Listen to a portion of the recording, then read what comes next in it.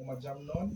Now, ang mga kanipong bukid nun, higaon nun, simpler sila. So the most intricate gid actually is umajam nun and the matigsalog ang tigwahanon because of the horsehair o katong mga yarn balls nila. So, mauna sila dito sa mga part po ng i-analyze ito last time nga there's a connection di ay between the ingon ni dato lakaran nga ang diwata or spirit sa kabayo is si pingaran si Tagulambong.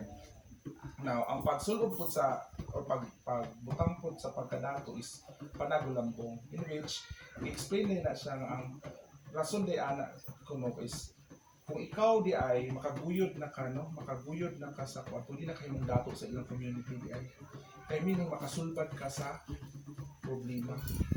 So dili di siya basta-basta na mo bitaw na nga be careful also if you wear such attires in front of the datos also because it is expected of you nga ikaw mismo makasulbad na ka sa problema sa kaluluwa.